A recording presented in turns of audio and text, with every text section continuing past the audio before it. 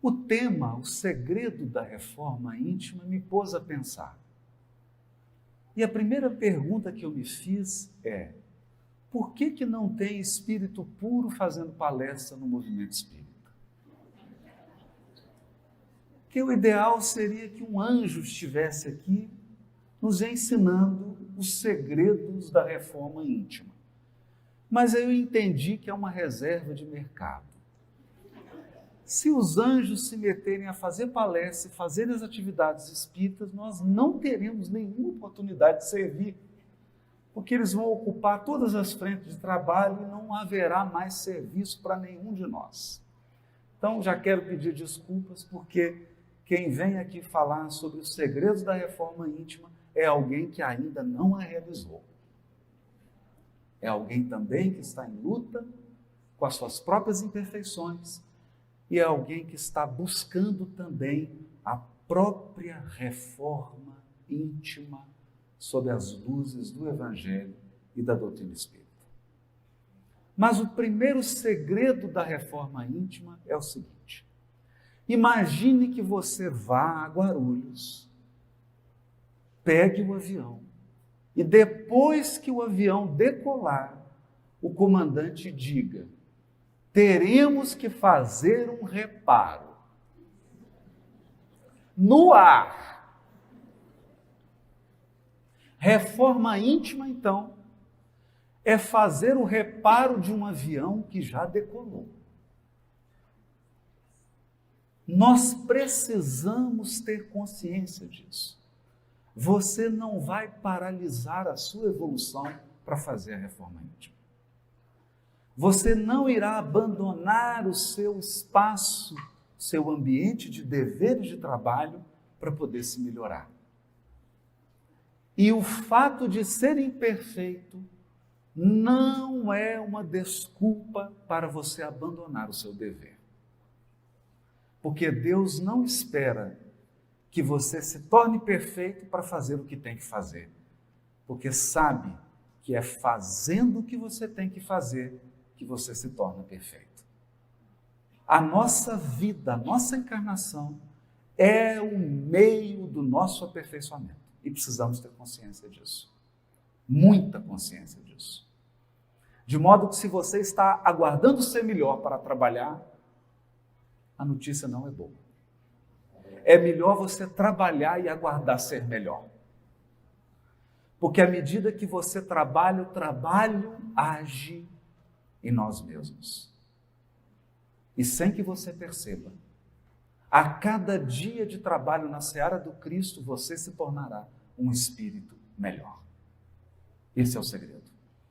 É por isso que Jesus, quando encarna e escolhe a manjedoura e a aldeia de Belém,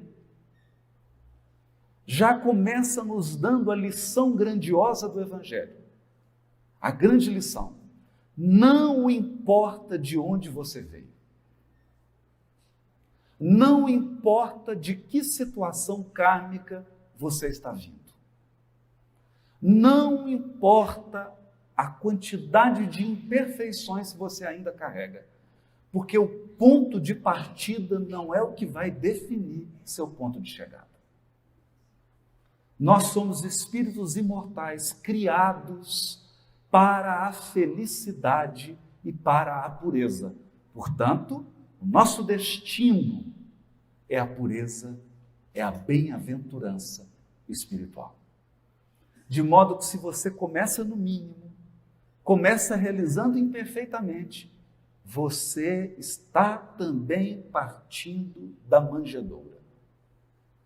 E a manjedoura é ponto de partida para aqueles que adotaram o Evangelho como roteiro espiritual. É preciso alcançar essa compreensão. Mas Jesus também deixa uma plataforma, não uma plataforma política, uma plataforma divina. 3 orações. Glória a Deus nas alturas. Paz na terra. Boa vontade para com os seres humanos. pensando nesse grandioso projeto que foi a vinda do nosso governador espiritual, Jesus, ao orbe, nós ficamos meditando. Na governadoria espiritual do orbe, Jesus conta com assessores divinos, espíritos puros que já construíram a glória espiritual nos seus próprios corações. Espíritos que representam altas inteligências e espíritos que apresentam um potencial inimaginável de sentimento, de amor e de pureza. Por que então Jesus não trouxe a sua equipe com ele? Poderia ter selecionado 12 espíritos puros e trazido para que eles fossem apóstolos. Poderia ter escolhido 3.000 anjos para encarnarem na Galiléia. E então, imagine como seria o trabalho. Seria um trabalho sem dificuldades, sem imperfeições, sem falhas. Um trabalho que fluiria sem nenhum problema. Mas eu te pergunto sinceramente, você se identificaria com essa equipe? Você já imaginou o que é conviver com uma pessoa que não tem defeito? Às vezes a pessoa fica sonhando para encontrar alguém perfeito para casar. Se você encontrar alguém perfeito, deixa essa pessoa lá, não vai levar infelicidade para ela. Imagina o que é uma pessoa perfeita do seu lado. Você ofende ela, ela te desculpa. É você que vai sempre errar. É irritante isso. Porque o gostoso da convivência é dividir. Uma hora você erra, outra hora o outro erra. Não é? Às vezes dá briga. Você fala, agora é minha vez de errar. Não é? Agora é minha vez de ser grosseiro. Então nós vamos revezando nas imperfeições. Não haveria identificação com os cooperadores do Cristo se eles fossem perfeitos. E talvez você não estaria aqui, não se identificaria com o palestrante se ele fosse perfeito. É porque nós somos iguais. É porque nós estamos na mesma caminhada. É porque nós também ansiamos pureza e paz, aperfeiçoamento, que nós nos identificamos. Nos identificamos porque estamos na caminhada. É como correr com um maratonista, que você sabe que o mais importante na maratona não é quem chega primeiro, é chegar, é correr. E nós todos aqui estamos nessa caminhada. Portanto, o primeiro ponto que nós gostaríamos de frisar é esse ponto com relação à reforma íntima. O primeiro segredo da reforma íntima. Não aguarde perfeição. Realize a sua reforma íntima num clima de paz. Porque você terá que viver a encarnação inteira na reforma íntima. Se você transforma o seu processo de aperfeiçoamento espiritual numa guerra, você estará sempre inquieto, sempre infeliz, sempre impaciente. E a evolução espiritual, é aproveitar a jornada. Aproveitar a jornada, porque você sempre estará se aperfeiçoando. O único que não melhora é Deus. É o único. Deus é imutável. Então, Deus está fora da reforma íntima. Ele já é perfeito para sempre e constante. Nenhuma criatura o é. É por isso que quando o doutor da lei indaga Jesus com um elogio assim, bom mestre, Jesus pergunta para ele, por que você está me chamando de bom? Bom? Só o Pai. Nós estamos no caminho da bondade. E aí então surge a mensagem do Dr. Bezerra de Menezes chamada A Diferença. O Dr. Bezerra de Menezes estava falando para um público no mundo espiritual. E alguém espírita fez uma pergunta ao Dr. Bezerra de Menezes. Dr. Bezerra de Menezes, eu não aguento mais esse movimento espírita. Eu não aguento mais os espíritas. Mas, para falar a verdade para o senhor, eu não aguento mais a mim mesmo. Eu já não me aguento mais. Deixa eu explicar para o senhor por quê. Porque eu ainda sou invejoso. Pelo menos ele era sincero, né? Eu ainda tenho maldade dentro de mim. Eu sou ciumento. Sou, às vezes, nervoso e irritado. Às vezes eu falo mal das pessoas. Às vezes eu prejudico. Portanto, eu não estou preparado para esse trabalho que o Senhor está nos convidando a fazer. Dr. Bezerra de Menezes ouviu com toda atenção e disse para ele assim, meu filho, eu também. Todas essas imperfeições que você está dizendo, que o movimento espírita tem e que você tem, eu também tenho. E aí o encarnado que estava desdobrado arregalou os olhos. Ficou impressionado com aquilo. Mas aí o doutor Bezerra de Menezes disse, mas há uma diferença. Uma diferença. Aí, qual que é a diferença, doutor Bezerra de Menezes? A diferença é que antes eu corria na direção de tudo isso. Eu achava bom ser invejoso. Achava bom fazer mal para as pessoas. Achava bom ser grosseiro. Eu corria na direção dessas imperfeições. Hoje, a diferença é que eu corro dessas imperfeições. Essa é a diferença. Hoje nós já compreendendo que cada imperfeição do espírito lhe traz um gênero de sofrimento. Um gênero de sofrimento. Portanto, pelo número, Kardec chega, inclusive, a dar esse exemplo. Pelo número de imperfeições que você tem, é o número de sofrimentos que você tem na sua vida. É só fazer a conta. Todas as imperfeições trazem um tipo de sofrimento. É que às vezes nós não temos o olhar para identificar o sofrimento que a imperfeição traz. Por exemplo, é muito difícil ser nervoso. É difícil. Não é fácil. Outro dia eu dirigia num trânsito, porque o trânsito de Belo Horizonte é muito calmo. É igual ao de São Paulo.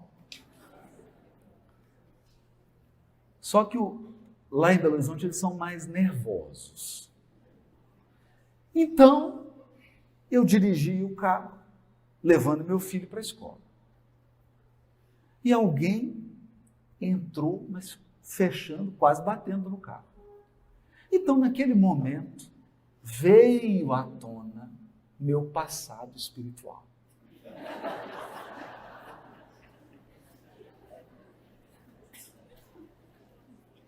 Eu esqueci da atual vida e aquela multidão que vive em mim tomou conta e eu abaixei o vidro, me preparando para aquele espetáculo de queda espiritual. Quando eu abaixei o vidro, meu filho olhou para mim e perguntou: "Está nervoso, pai?"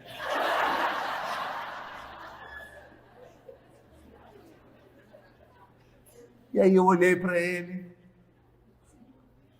pensei no que ia dizer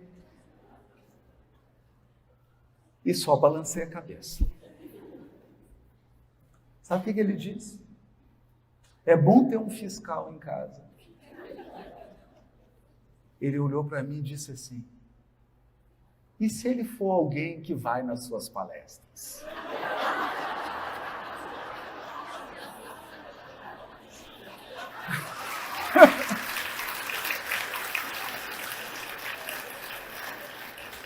Aí eu subi o vidro e disse para ele assim: "Aí o papai está desmoralizado." Imagina, a pessoa te festa, você xinga ela, fala: "Olha, eu assisto suas palestras, assisto seus vídeos." E aí eu entendi o que é a bênção do trabalho. Porque nós estamos sob vigilância. Porque se nós não temos ainda a bênção da espontaneidade, que é característica dos espíritos superiores, porque os espíritos superiores são bons espontaneamente. Nós, pelo menos, temos a bênção da disciplina. Somos um jumentinho com a carroça. Você tem vontade de se comportar como um jumento, mas a carroça não deixa. E através desse clima de disciplina e de esforço espiritual, com serenidade e paz, nós vamos reformando o avião enquanto o avião voa. Então, esse é o primeiro segredo da reforma íntima. O carro da nossa vida está em movimento. Eu vou usar uma outra metáfora. É como reformar sua casa, todo mundo morando nela, sem poder sair. Essa é a reforma íntima. Então, se você não conduzir com muita calma, você vai se desesperar. Se desesperar.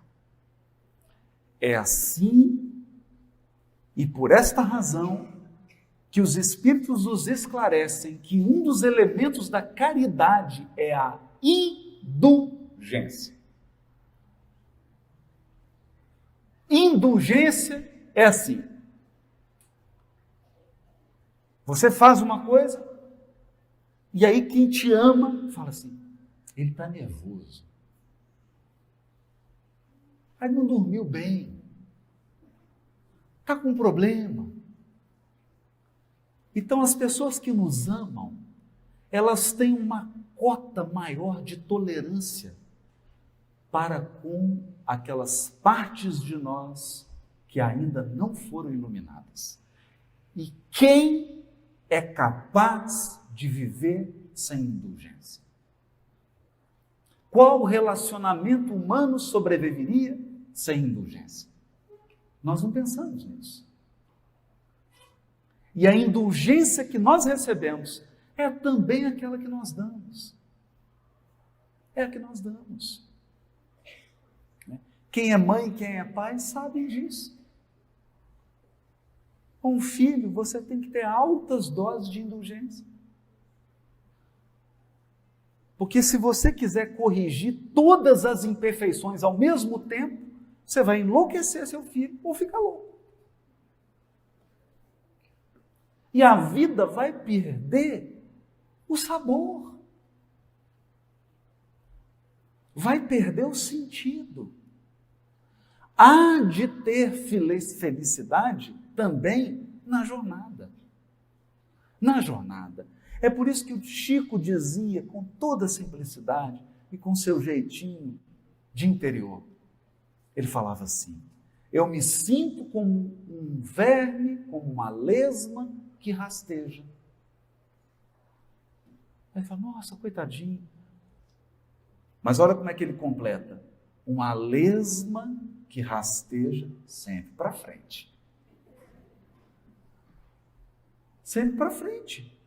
Porque quantos de nós está rastejando em círculo? Então, o importante é que o progresso, ainda que pequeno, seja constante e para melhor. Para melhor. É assim, então. E quando nós nos voltamos para a história da vida dos cooperadores do Cristo, a história real, nós vamos entender Jesus ter escolhido Simão Pedro para ser o líder do colégio apostólico. Simão Pedro, primeiro, um ancião em uma sociedade patriarcal. Então, Simão Pedro era machista.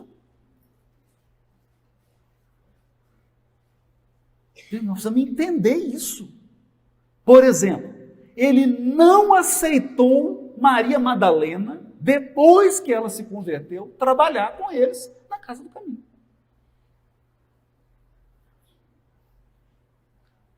Maria de Magdala se converteu, passou a cooperar, foi ela a primeira a receber de Jesus a mensagem da imortalidade da alma, mas ela procurou trabalho e falou: Maria, não tem jeito. Teu passado te condena. E aí você fica aqui convivendo com a gente, não dá, aqui nós não podemos te aceitar. Não teve jeito. Ela teve que buscar trabalho em outro local. Simão Pedro era nervoso, bravo. Quantas vezes ele se precipitou? Quantas vezes? A ponto de Jesus chamar a atenção dele. Muitas vezes. Quantas vezes ele, porque nós falamos do caso especial de Simão Pedro, porque Simão Pedro era o seguinte, ele acordava e ia tomar café, Jesus estava com ele, do lado, tomando café com ele. E pescador toma café cedo, vocês sabem disso. Ele ia para o barco pescar, Jesus estava na beira do lago. Ia almoçar, Jesus estava almoçando com ele. Jesus dormia na casa dele. Isso durante 3 anos. E, no entanto, ele teve dúvidas no momento em que Jesus caminhava sobre o lago. Teve dúvida. Titubeou. E no momento mais importante, ele, todo corajoso, porque ele era também impulsivo e impetuoso, ele disse: eu, mestre, eu jamais vou te trair. Né? Jamais. Aí Jesus olhou e falou: Simão, o dia não vai nem amanhecer, você vai me negar, não é uma, não, são 3 vezes. E quando ele pronunciou a 3ª negação, aí que ele entrou no verdadeiro processo da reforma íntima. Que é quando você se enxerga do tamanho que você é. Do tamanho que você é. Porque os nossos olhos, eles têm uma característica, o olho do encarnado tem uma característica curiosa. A gente sempre aumenta a gente e diminui o outro. É engraçado isso. Né? Então, experimenta para você ver. Você olha para você no espelho, você se vê sempre maior do que verdadeiramente é. E o outro sempre menor. Então, naquele momento, Simão Pedro pôde enxergar-se do tamanho que ele é. E aqui é o primeiro passo. Porque você não vai ser capaz de melhorar algo que você não vê que precisa ser melhorado. Esse é o primeiro segredo. Ver, enxergar, assumir Aceitar. Aceitar. Eu sou desse tamanho. As minhas dificuldades são essas. Essas são as minhas lutas, essas são as minhas lições. Esse é o primeiro passo. Sem isso, você não melhora aquilo que acha que já é bom. Era o caso de Simão. Mas o mais importante é que a escolha de Jesus nunca se baseou no fato de Simão ter ou não ter imperfeições. Jesus sabia que ele tinha imperfeições e mesmo assim o elegeu para ser o líder dos apóstolos e elegeu antes de Simão ter negado, sabendo que ele iria negar. Aqui então vem o segundo ponto que nós precisamos entender. Nós precisamos entender isso aqui. Eu vou agora pedir para as mães aqui pensarem em algo. Quando seu filho ou a sua filhinha não sabiam andar ainda, você amava menos do que hoje?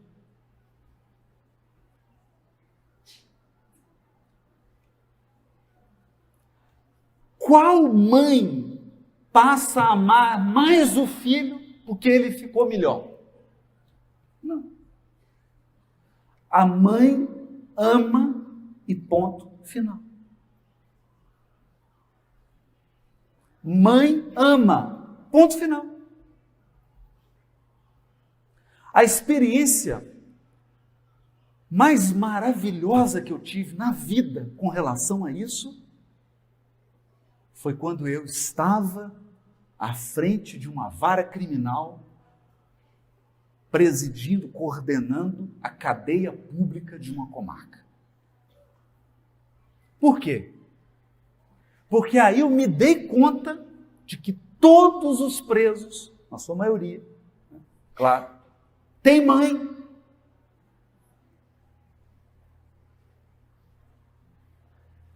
Então você sentenciava, prendia, chegava a mãe.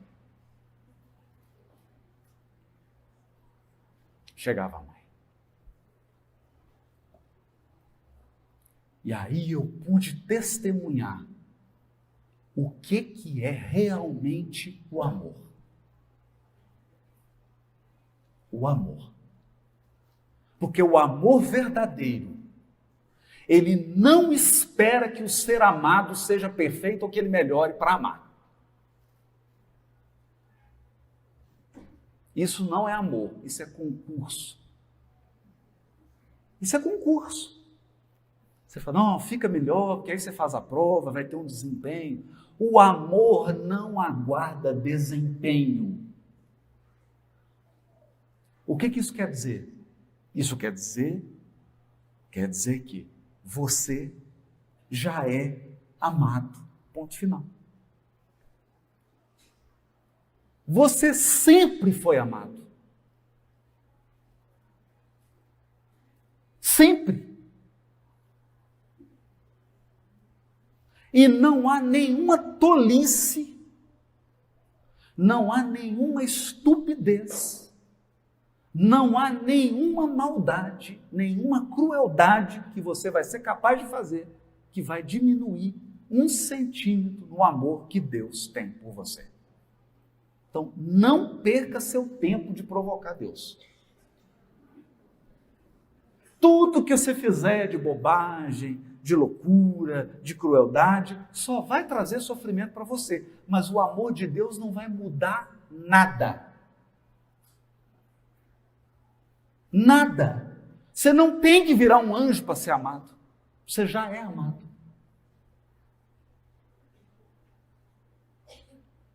Nós não conseguimos entender isso. Por quê? Porque o nosso amor é ainda um amor comerciante. O que é o amor comerciante? Você chega assim, fulano, eu te dou 2 quilos de amor, você me dá 2,1 kg. Não é assim? É uma troca. A gente negocia. É um amor, retribuição. Eu dou aqui esperando receber. E o amor divino é fonte que jorra. Por quê? Porque Deus é o amor da criação. Você não é capaz de alterar os atributos de Deus. Deus não se altera por causa de você. Ele é perfeição e amor supremo. Não importa você, o nível de evolução que você está, os equívocos que você está cometendo. Portanto, uma cena que me surpreendeu profundamente, ao longo de todo o livro, essa é uma tônica do livro Nosso Lar, de André Luiz, psicografado por Francisco Cândido Xavier, que é a tônica da intercessão por amor. Porque muitos de nós aqui está encarnado por causa do cheque especial. Cheque especial. Você está encarnado, você está vivendo a situação que você está vivendo, você tem os recursos, as oportunidades que tem, porque alguém assinou a nota promissória. Muitos de nós aqui estão assim. Muitos de nós. Intercessão. Então, uma cena que me chamou bastante atenção é que André Luiz vivia numa cidade do interior. O pai era um fazendeiro muito rico, muito bem-sucedido. Em uma sociedade, salvo engano, era interior de São Paulo, Minas Gerais, ali,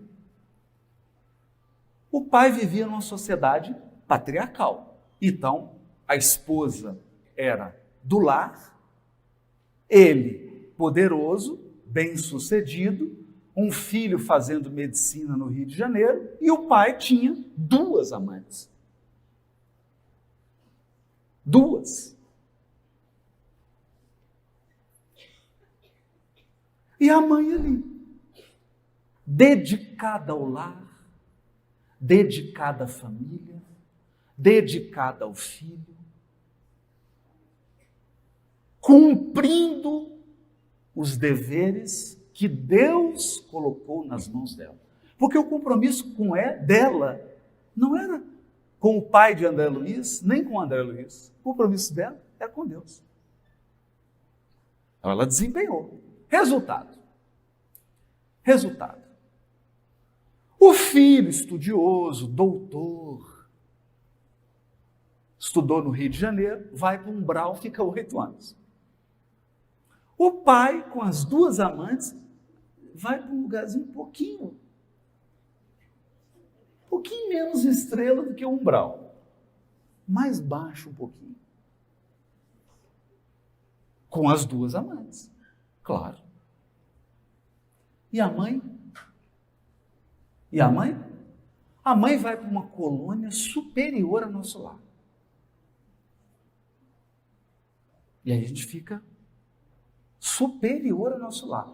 Para André Luiz visitar essa colônia, ele teve que dormir, no mundo espiritual, ele teve que dormir, deixar o perispírito em nosso lar, para ir para a colônia.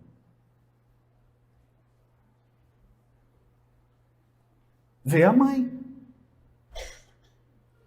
Alguns minutos, porque a mãe estava muito feliz, porque era o primeiro dia de trabalho dele. Olha que lindo isso. E aí a história se desenrola, sem querer. Bom, quem não leu o livro, vou ter que dar um spoiler aqui. Me desculpe, vou ter que contar, estragar a leitura um pouquinho do livro. Mas ele fica muito preocupado, porque ele passou então a buscar ajudar o seu pai a sair daquela situação, porque é um filho muito grato ao pai. Afinal, ele se formou, teve tudo, que um pai amoroso. Ele não era um bom marido, mas era um bom pai. E o André Luiz tentando de tudo, aí um dia ele chegou para a mãe e falou: mãe, não tem jeito. Não consegui ajudar o papai. E ele não consegue sair de lá, mãe. Interessante isso, né? Às vezes a gente não consegue sair das dificuldades, não é por falta de ajuda, não, é por teimosia. Não conseguia. Aí a mãe de André Luiz faz a revelação do livro. Não se preocupe, meu filho. A situação já está equacionada. Eu vou voltar à terra. Mãe, mas a senhora vai voltar? Como assim, mãe? Vou voltar. E vou receber seu pai de novo como marido. Aí tu vai, as mulheres já ficaram, nossa, e agora, né? E aí o André Luiz também, né? Querendo fazer a pergunta que todo mundo aqui está querendo fazer. E as duas? Ela falou assim: vou recebê-las como filhas.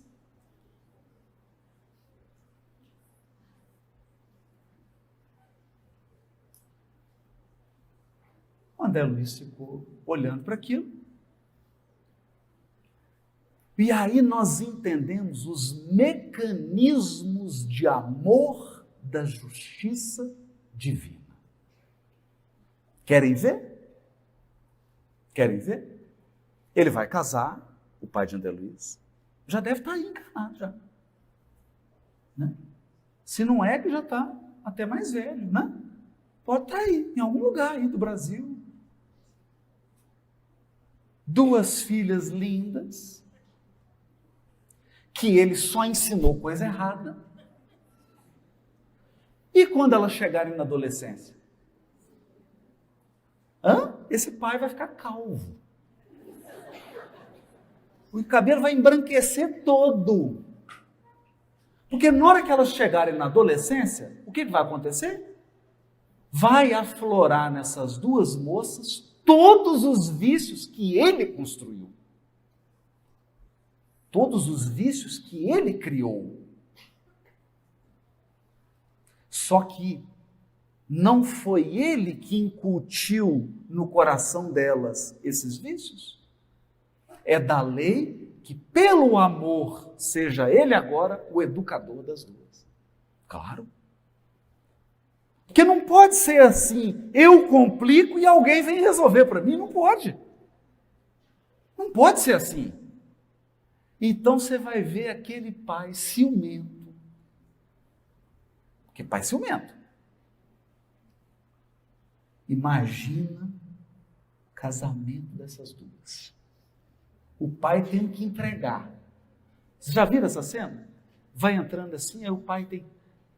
Aí ele segura o cerimonial, tem que falar assim: entrega a moça, solta, já. Ele não consegue. Não consegue entregar. Mas é no lar, num ambiente de amor, que ele vai renovar-se. Essa é a lição.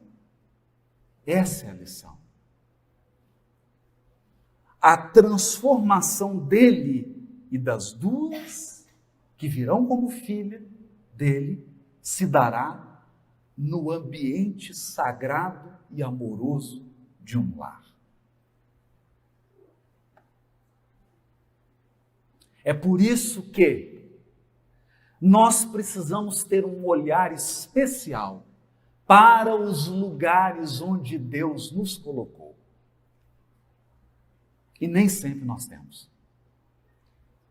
Eu me recordo que quando iniciei a carreira, já contei isso, cheguei numa cidadezinha, a cidade é boa, o difícil era morar lá. Para mim, né? Então eu cheguei muito... Para falar a verdade, né, vocês não contem para ninguém. Quando eu sentei na praça assim, eu chorei. Dei uma chorada, porque vi que tinha que ficar ali uns 3 anos, não era bem aquilo. Mas acontece que eu era juiz da infância, e no dia seguinte eu fui chamado por uma freira que dirigia uma instituição que era um abrigo de meninas em situação de risco.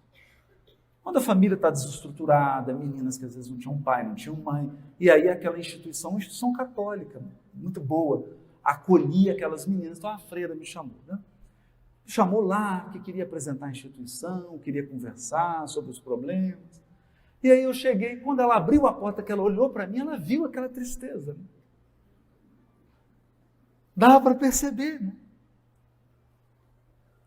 E aí ela olhou para mim, assim, doutor, eu posso te dizer uma coisa? Eu falei, pode, por favor. É que eu estou sentindo que Deus está me pedindo para te dizer isso. Eu falei, lá vem lição. A gente precisa aprender a florescer onde Deus nos plantou.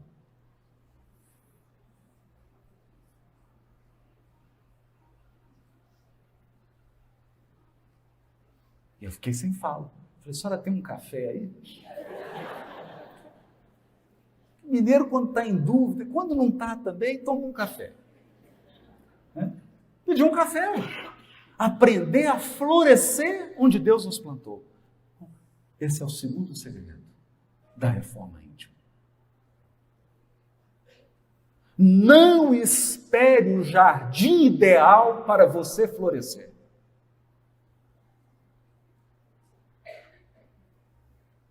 Floresça antes. Você floresce onde Deus te plantou. Por quê?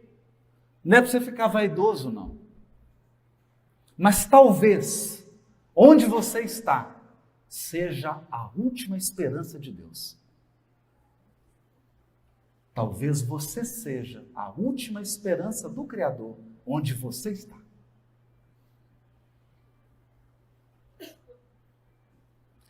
Ele conta com você. E é através de você que virá a renovação. Nós vamos entender isso. Precisamos compreender esses mecanismos da vida. E é ali cooperando, onde você não acha que é o melhor. Fala, mas logo aqui, meu Deus, só me põe logo aqui, nessa situação. Eu me recordo que quando cheguei na mocidade, eu trabalhava, há 35 anos atrás. Aí participei de campanha do Quilo, passe, tudo quanto é, coordenei mocidade, tudo quanto é tarefa. Todas as tarefas que existem numa casa espírita, eu participei. E o pessoal dava uma, e eu dizia assim, ó, gente, pelo amor de Deus, essa tarefa, eu não gosto. Falar em público.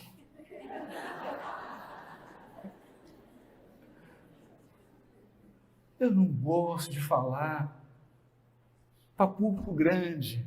Dizia isso. Hoje, eu tenho que ouvir todas as minhas palestras. Todas. Eu sou o primeiro a ouvir a palestra. E às vezes acaba a palestra e eu fico refletindo. Puxa vida. Porque o primeiro ouvinte sou eu. Ontem eu vivi uma situação que é maravilhosa. Cheguei em Santos e o pessoal colocou algumas frases de palestras minhas e eu falei assim, nossa, podia anotar isso aí. Quase que eu tirei uma foto para gravar. Para gravar. Porque você fala inspirado, depois o Espírito vai embora. Depois você tem que ouvir. Ouvir de novo. Às vezes eu sinto lá em casa, põe o DVD ou liga no canal Evangelho Espiritista e fala, vou assistir uma palestra desse Haroldo. Vou lá com uma palestra, nossa, deixa eu anotar aqui que eu vou usar isso numa palestra minha. Porque essa é a bênção da doutrina espírita. Mas o que eu estou tentando dizer é, floresça. Floresça. Floresça. Não escolha tanto lugar. Até porque nós não temos controle assim das circunstâncias. Mas uma coisa está nas suas mãos. O poder de ser o melhor. O melhor que você pode ser. O poder de florescer.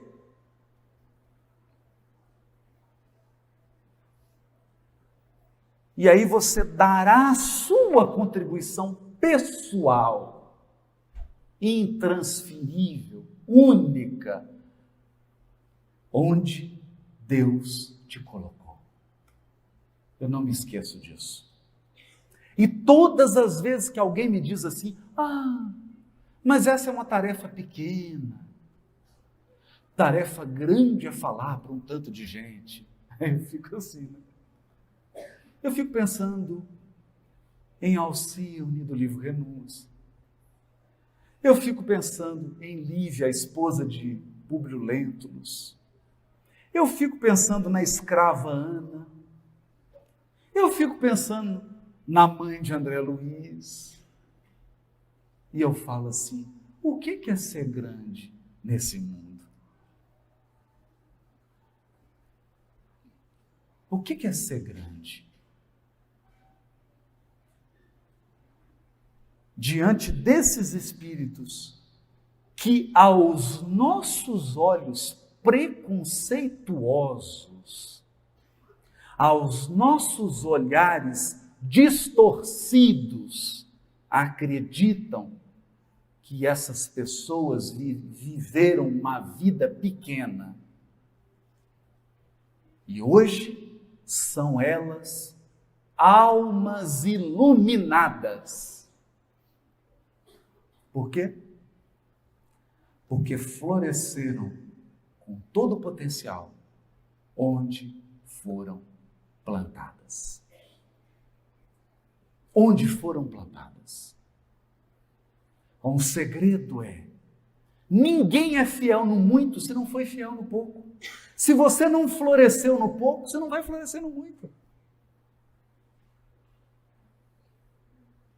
E Deus não está preocupado com o tamanho, sabe por quê? Porque nós sempre seremos pequenos para Deus. Sempre seremos pequenos. Você fala assim, não, trabalho grande é um trabalho que tem alcance mundial. Mundial do quê? De um planeta? O que é um planeta para Deus? Nós sempre seremos pequenos para Deus. Mas Deus não está preocupado com tamanho e quantidade, está preocupado com qualidade. Qualidade é a qualidade do seu gesto. Porque a pessoa caridosa, ela é caridosa dentro de casa com 4 pessoas, com 5, com 6, com 2. Ela é caridosa. Não precisa de uma multidão para ela mostrar a caridade dela. Basta um. Nós vamos alcançando isso.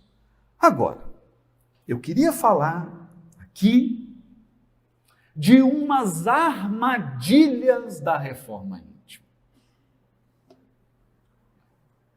De umas armadilhas. Já falamos aqui de alguns passos.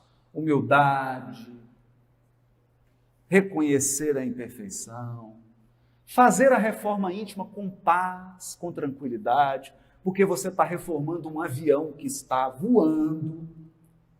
O avião não vai parar e pousar para você reformar. Não é assim que funciona. A gente reforma enquanto vive, a gente vive e se melhora, A gente trabalha e fica melhor. Você não fica melhor para depois trabalhar. Não é assim. De jeito nenhum.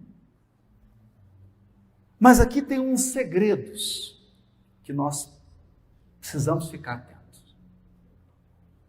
O foco da nossa reforma íntima deve ser 3. 3.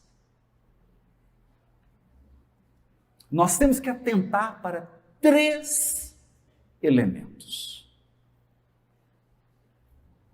O primeiro é o egoísmo. O segundo é o orgulho. E o terceiro é o interesse pessoal. Quando Kardec indaga aos espíritos, a abstração feita dos vícios e das imperfeições, o que caracteriza os espíritos imperfeitos? Eles respondem: o interesse pessoal. Coisa rara é no mundo o desinteresse total. Quando eu li essa questão, a abstração feita dos vícios e das imperfeições, eu falei, meu Deus, imagine você, se eu tirar todos os seus vícios, não tem mais nenhum vício. E se tirar todas as imperfeições, eu pensava, você virava espírito puro. Eu pensava isso. Vamos tirar todos os vícios, tirar todas as imperfeições, eu virei espírito puro. Não, tem um terceiro elemento. Interesse pessoal. Porque o espírito puro age por desinteresse total. Aí é difícil, não é? Aí é difícil. Por quê? Porque nós sempre estamos buscando a preservação e a reserva do nosso interesse pessoal. Então, na Grécia desenvolveu-se um mito de um jovem muito belo, que um dia embrenhou-se numa maca e, olhando um lago, ficou tão apaixonado pela imagem dele no lago, que ele acabou caindo no lago para buscar essa imagem e morreu, e brotou naquele lago uma planta que leva o seu nome, Narciso. Então, Narciso era alguém encantado com a sua própria imagem. Alguém apaixonado pela própria imagem. E Emmanuel comenta no livro Fonte Viva, no capítulo 101, uma mensagem curiosa que eu gostaria de trazer aqui para a nossa reflexão sobre reforma íntima. Essa mensagem se chama A Cortina do Eu. A cortina do eu. O nosso eu, o nosso ego, é uma cortina que impede a nossa visão da vida. O que significa isso? Nós somos apaixonados por nós mesmos. Tão apaixonados que a gente só enxerga a gente. Nós ainda não enxergamos o outro e não enxergamos a vida. Por quê? Por causa de uma cortina.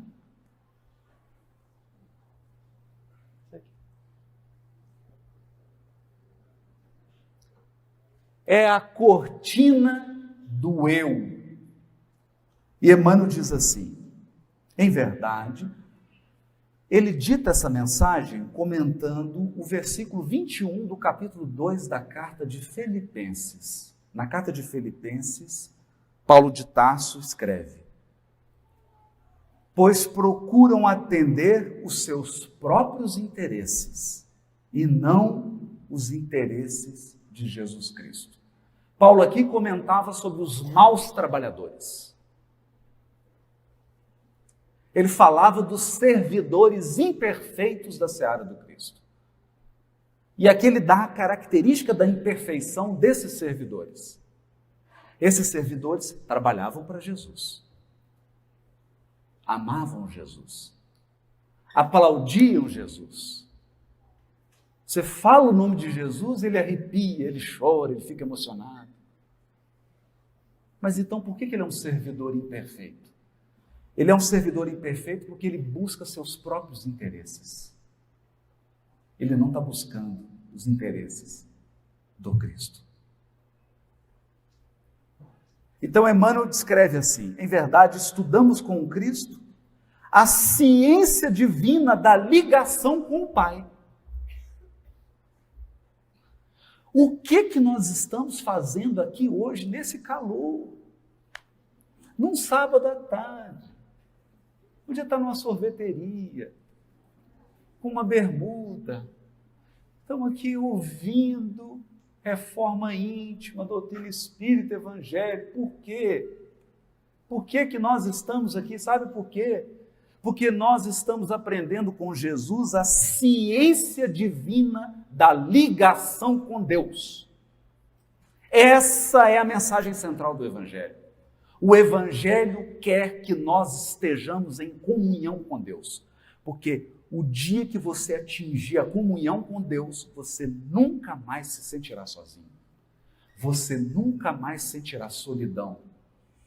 Você nunca mais sentirá desamparo.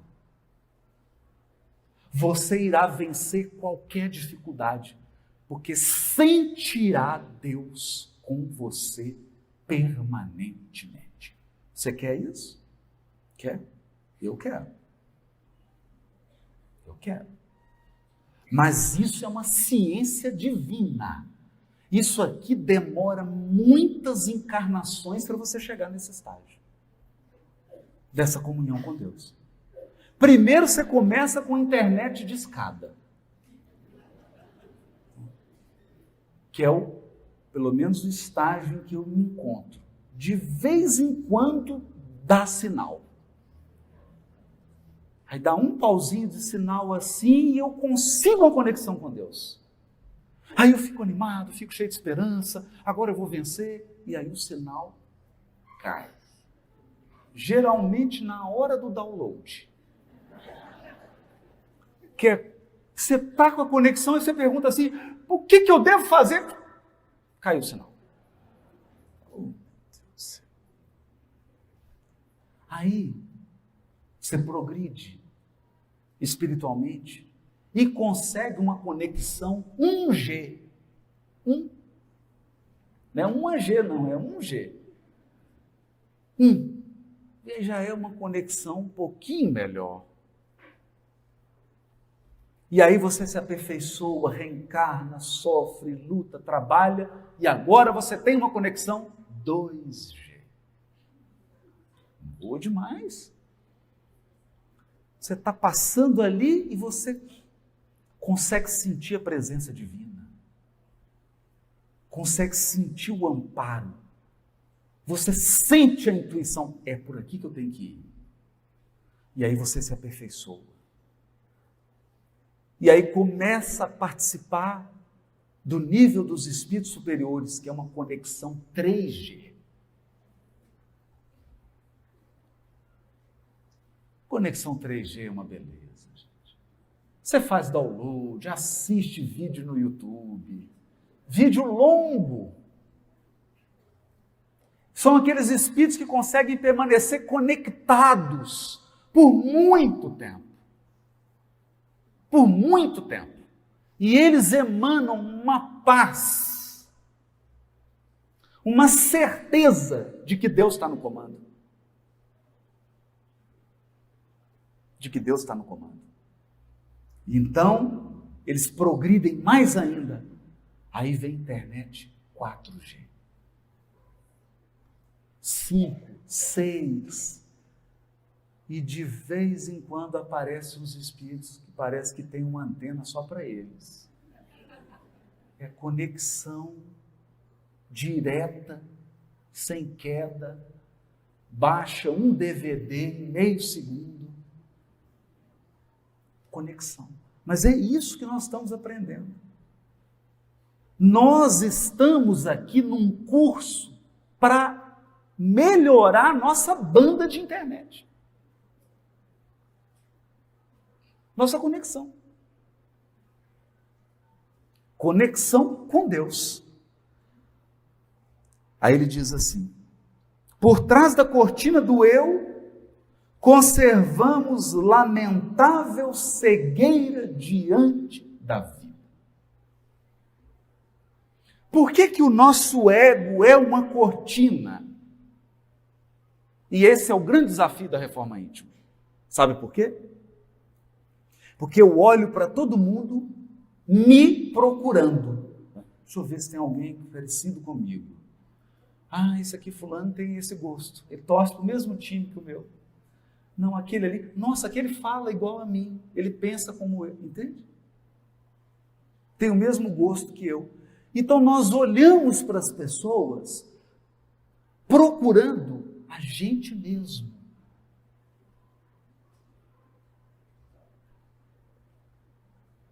Esse é um desafio. Qual que é o desafio aqui? Não tem problema você procurar alguém que tenha afinidade. Isso é da lei. O problema não é esse. O problema é você desvalorizar quem é diferente de você. Esse é o problema. Porque quando você valoriza quem é diferente, você está dizendo que Deus errou, porque criou alguém diferente de você. Você fala assim, meu, por que Deus não criou todo mundo igual a mim?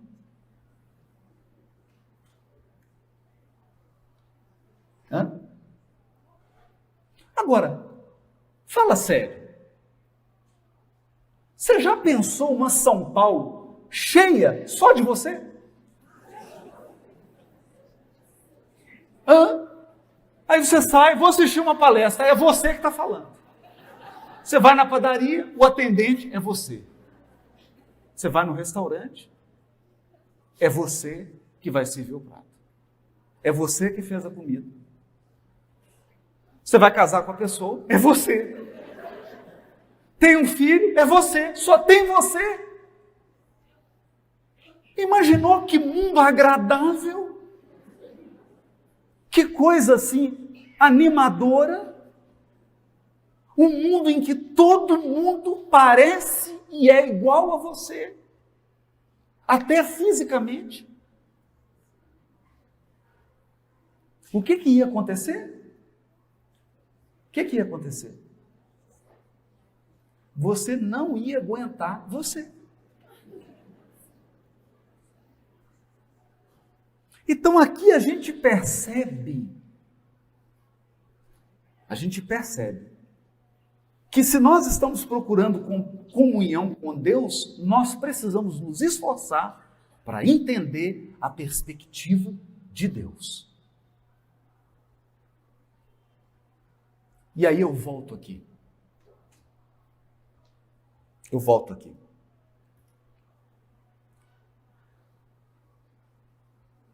Eu tenho 2 filhos. Agora você vai falar assim, escolhe um. Não escolhe. Não escolhe. Não escolhe. O que pode acontecer de uma mãe, de um pai ter mais afinidade com um do que com o outro, ter mais proximidade com isso é natural. Mas dizer assim, que não gosta daquele porque não existe isso. Então a diversidade é um dos atributos de Deus. Toda a obra da criação é rica em diversidade. Diversidade. Então é como se você chegasse e tivesse que escolher assim, imagina uma lei que entrasse em vigor amanhã em São Paulo. Todos os cachorrinhos de São Paulo vão ter que ser de uma raça só. E aí? E se escolher uma raça que não é do seu cachorrinho? Hã? Parece surreal, mas nós nos comportamos diante da vida assim, com essa incapacidade de reconhecer um outro diferente de mim.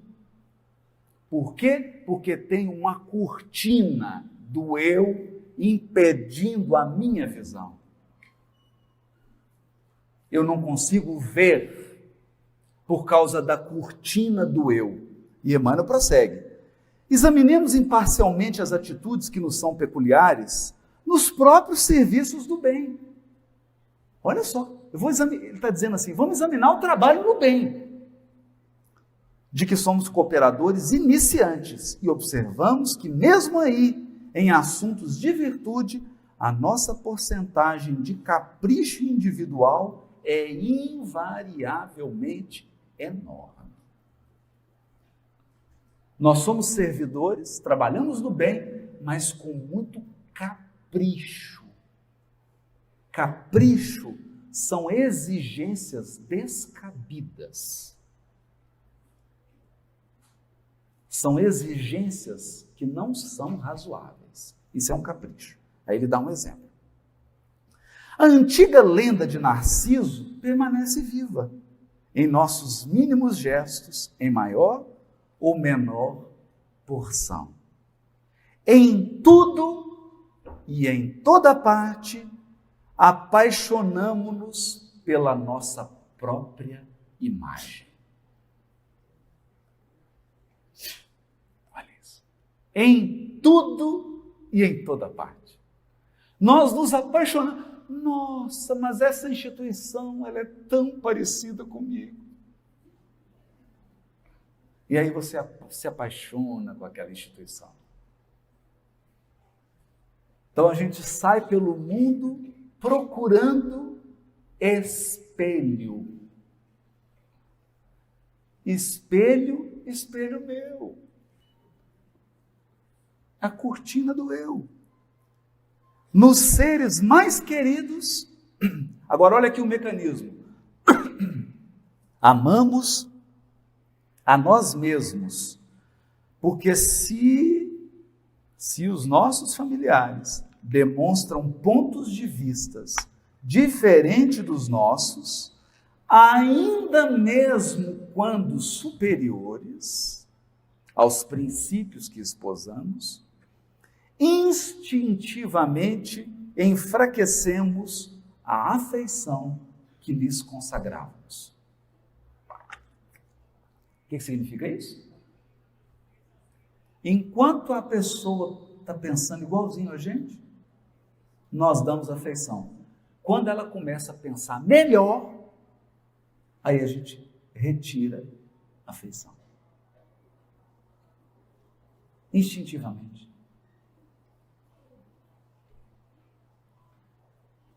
Então, o que significa isso?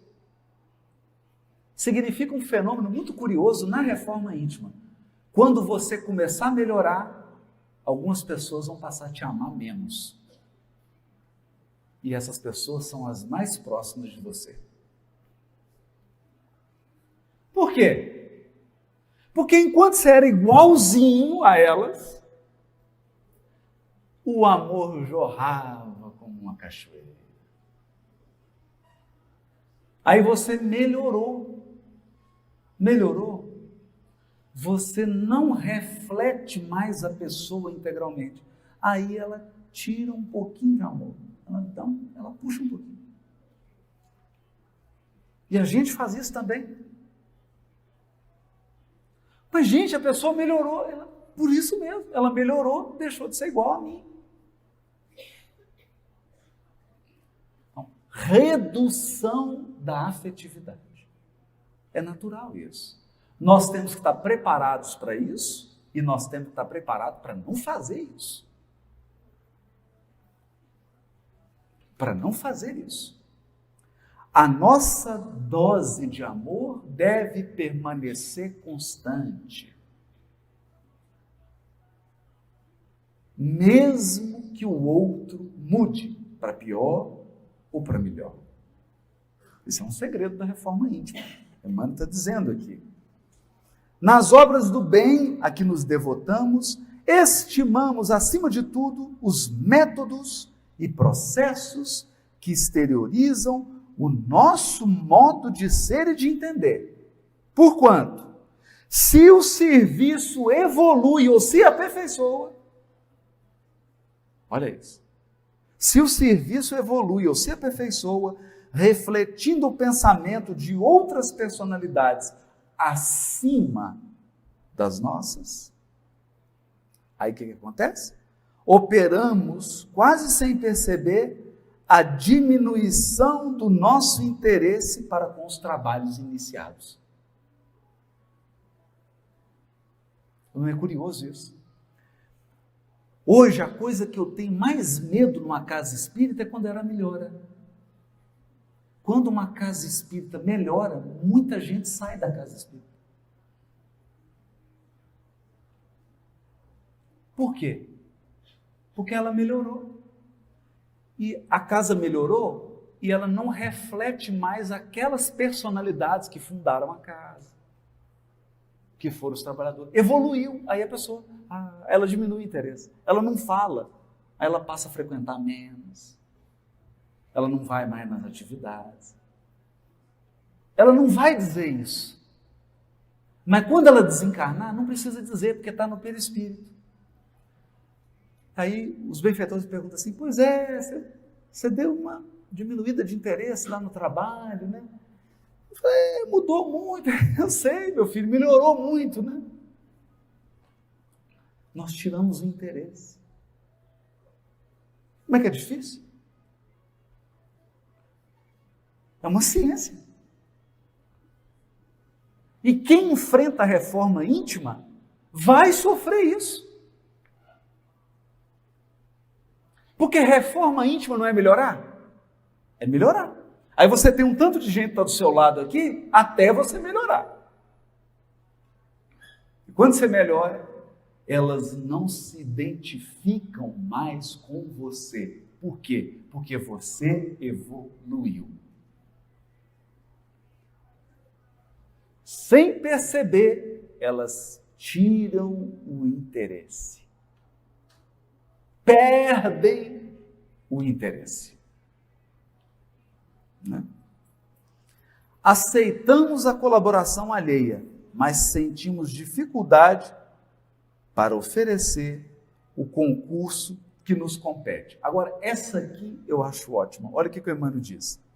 Se nos achamos em posição superior, doamos com alegria uma fortuna ao irmão necessitado que segue conosco em condição de subalternidade, a fim de contemplarmos com volúpia as nossas qualidades nobres no reconhecimento de longo curso a que eles se sentem constrangidos.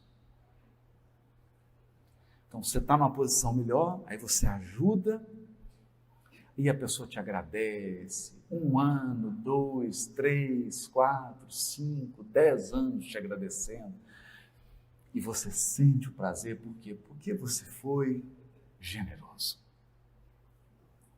Mas, raramente, concedemos um sorriso de boa vontade, ao companheiro mais abastado ou mais forte, posto pelos desígnios divinos à nossa frente.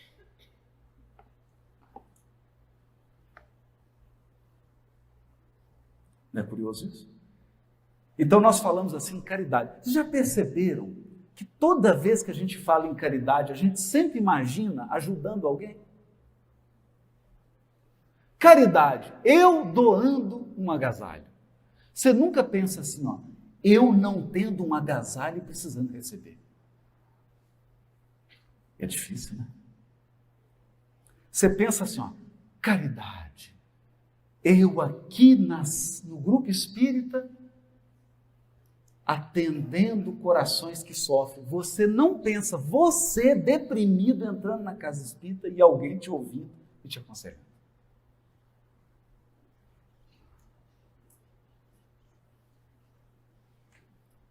E é esse o desafio da parábola do bom samaritano. Porque o doutor da lei pergunta, quem que é o próximo? Quem que é o próximo? Jesus faz com que ele, pela imaginação, assuma o lugar daquele homem caído no chão. E faz com que ele se pergunte, se você fosse o caído, quem seria seu próximo? Quem? Quem te estendeu a mão? Quem te estendeu a mão? Então é muito bom. É bom quando você tem o recurso, aí chega o necessitado, você dá o recurso. O difícil é quando você é o necessitado. E aí alguém te dá o recurso. É bom quando você tem uma palavra de consolo. O difícil é quando você precisa de uma palavra de consolo. Hein? Porque aí abre a cortina do eu. Nessas horas, a gente percebe que o mundo é muito maior do que nós mesmos. Há muito mais gente além de mim. Tem muitas pessoas valiosas e elas não se parecem comigo. Importante isso. Em todos os passos da luta humana, encontramos a virtude rodeada de vício e o conhecimento dignificante quase sufocado pelos espinhos da ignorância. Por quê? Porque, infelizmente, cada um de nós, de modo geral, vive à procura do eu mesmo. Então, olha que triste isso. Você vê alguém inteligente cercado de gente ignorante. Por que ele não ensina?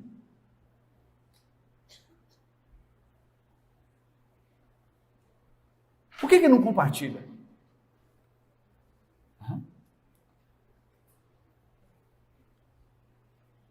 Porque está à procura dele mesmo.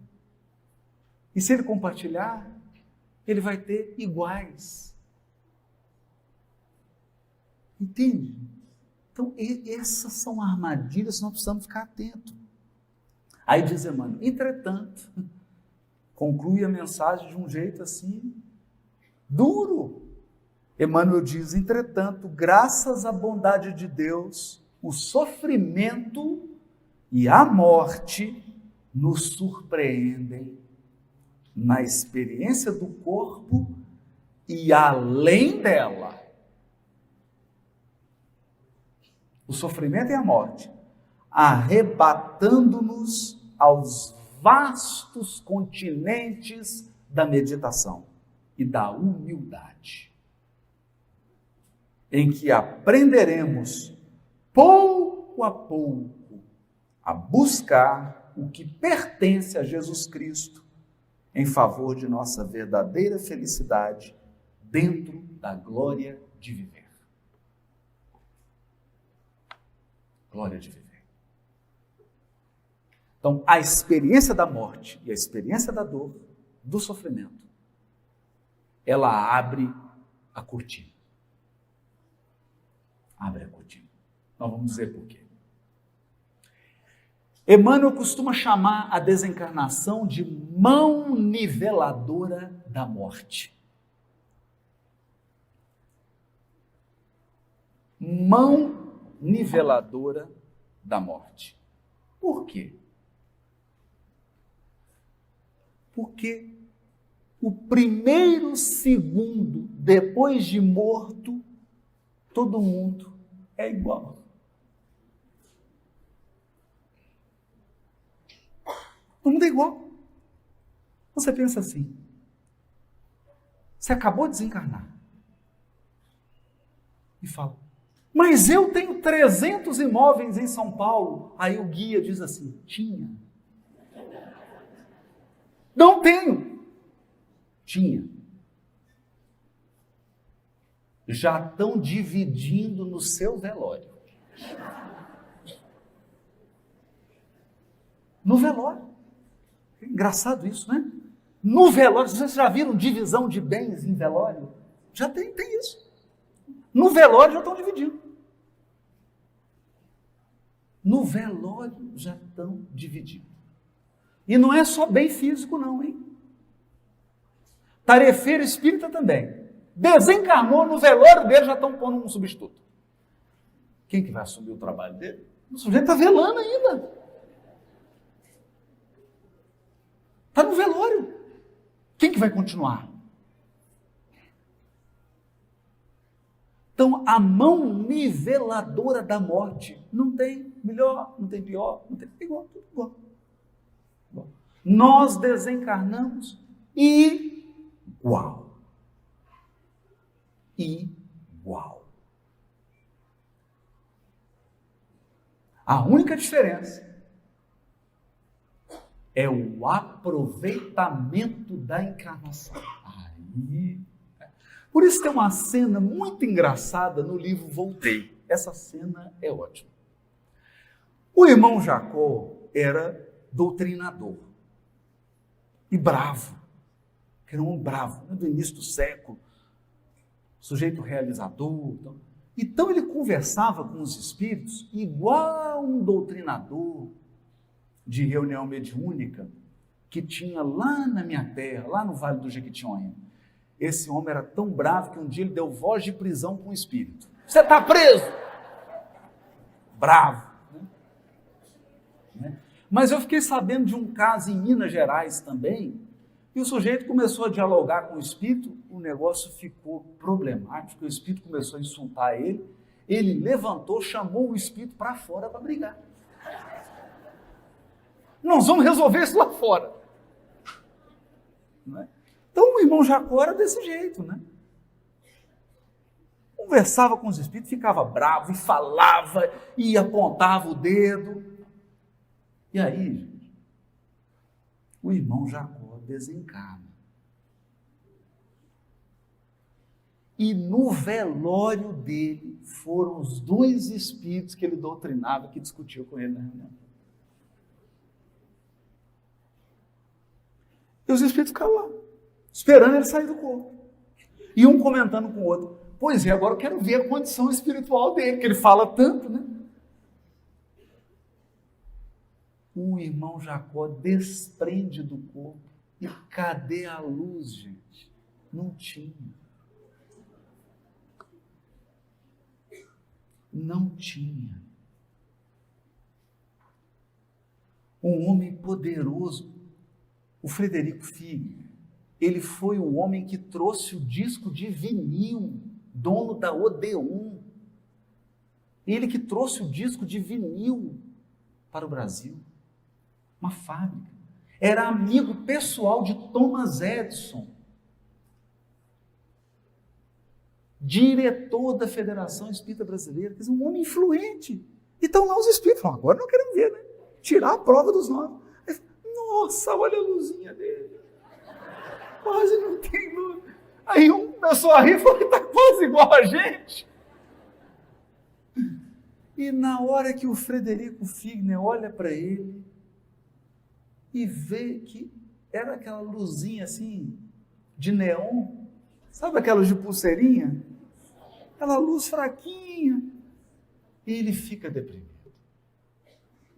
E é o doutor Bezerra de Menezes que vem auxiliar. Né? Então é bom a gente pensar nisso. É bom pensar nisso. Muito importante pensarmos nisso.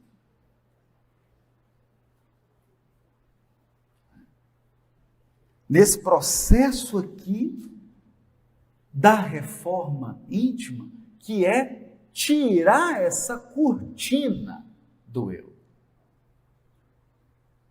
Tirar a cortina do eu. Porque nós, às vezes, não somos capazes de reconhecer, de ver qual que é a real situação. Então, a morte é essa mão niveladora. E tem uma outra mão niveladora que torna todos os seres humanos iguais. A dor. A dor. Então, eu adoro quando estou em diálogo interreligioso. Aí tem assim, pastor, o padre, a freira, a mãe de santo, o pai de santo, o espírita. Aí tem o judeu, o muçulmano, o budista, um leque de religiões. E aí eu gosto sempre de dizer, quando um evangélico enterra um filho, dói mais ou menos do que quando um espírita enterra? Dói igual. Se você é árabe e está no velório da sua mãe, dói a mesma coisa se você é católico, budista, espírita. Nada. A dor, diz o Evangelho segundo o Espiritismo, nos iguala.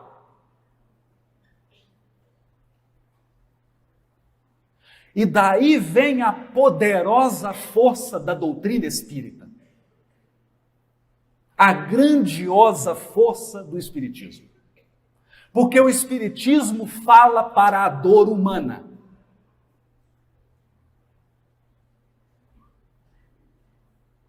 O Espiritismo não está preocupado se você é judeu, muçulmano, evangélico, católico, mãe de santo, pai de santo ou qualquer coisa. Ele fala para a sua dor. E ele diz assim: ninguém morre. Pode amar sem medo. Porque você nunca vai perder quem você ama. Pode amar. Ninguém morre. Mas o Espiritismo diz mais. Ele diz assim: vai passar.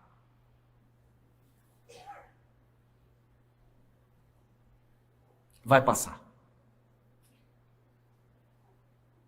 Não importa a tormenta que está causando um terremoto na sua existência.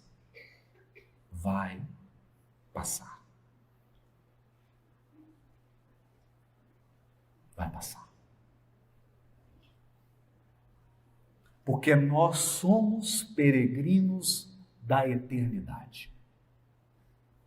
Nós somos espíritos imortais em marcha.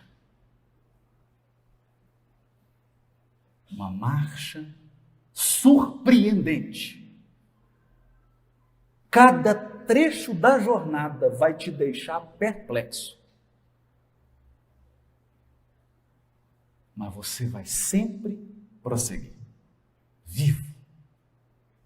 Vivo. Por isso,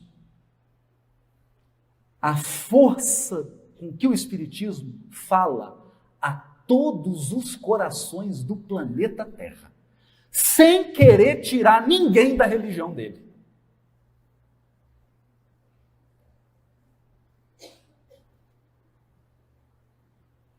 De jeito nenhum.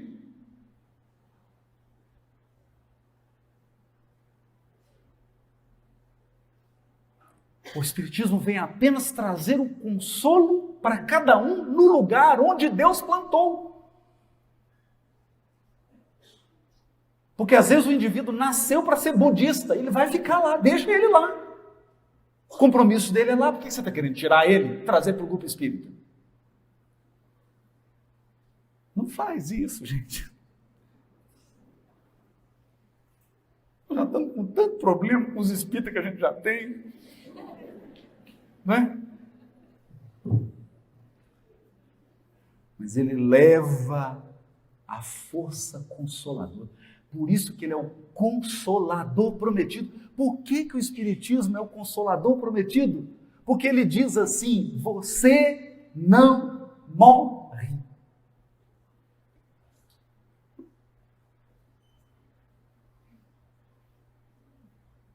você não morre. Ninguém que você ama morre. Gente, quando eu paro para pensar, até hoje, eu vou confessar que eu me surpreendo com essa força consoladora da doutrina.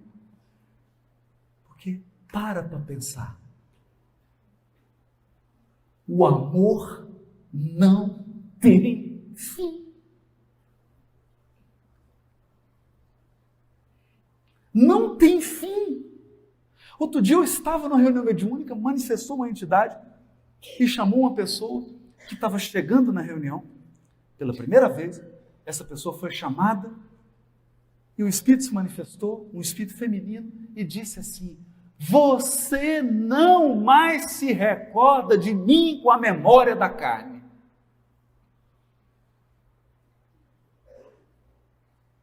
Agora, nesse corpo que você está, você não é capaz de lembrar de mim. Mas eu vim te dizer que eu te amo como uma mãe. E eu te avalizaria quantas vezes fossem necessárias. E eu não me esqueci de você. A pessoa ficou chocada. E aí o Espírito disse assim: olha que coisa linda. O que mais me dói é quando você diz ou pensa que está desamparado. Porque eu nunca saí do seu lado.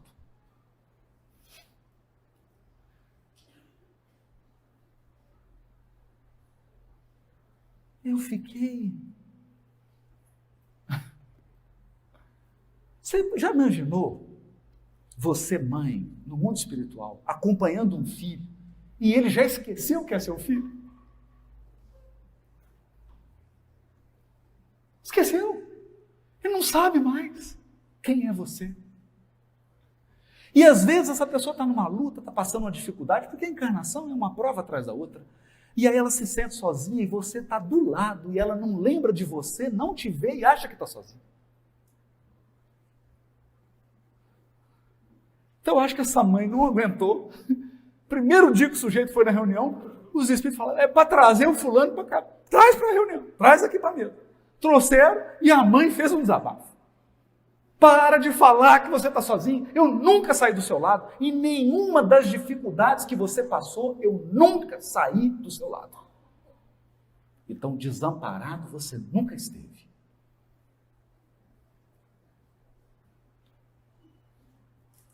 Para que eu vou te dizer mais alguma coisa?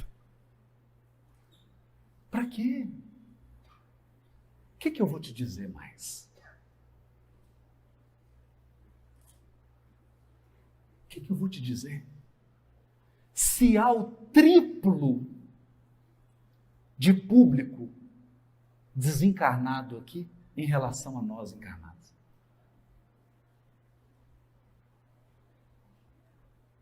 E cada um aqui está aí com os seus amores do mundo espiritual, sorrindo e felizes porque você, num sábado quente à tarde, depois de séculos de erro, agora está sentando para ouvir palestra de espiritismo, de evangelho, de reforma íntima. Tem gente no mundo espiritual que não está acreditando que isso está acontecendo. Mas não é possível. Quem diria?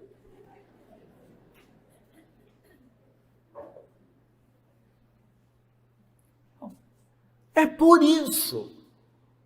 isso que o Espiritismo é um consolador prometido da humanidade para todas as crenças, para todas as religiões, para todos os povos, para todas as culturas, para todos os gêneros, para todas as opções sexuais, para todos.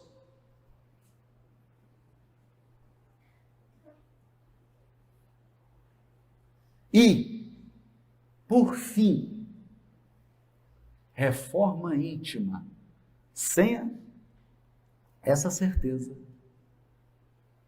é desespero, não é melhoria. Porque eu me transformo, eu encontro forças para me tornar melhor, sabe por quê? Porque eu sei que vale a pena. Eu sei que vou viver. Eu sei que o amor vai durar. Eu sei que eu vou poder corrigir. Eu sei que eu vou poder reparar quem eu prejudiquei. Eu sei que eu vou poder ser puro. E que eu vou poder brilhar a minha própria luz. E um dia, todos nós tomaremos posse da nossa herança de felicidade sem mescla. Felicidade sem nenhuma variação, que é a felicidade dos espíritos puros. Meus irmãos do coração, até lá. Até lá. Nos vemos nos mundos perfeitos. Muito obrigado.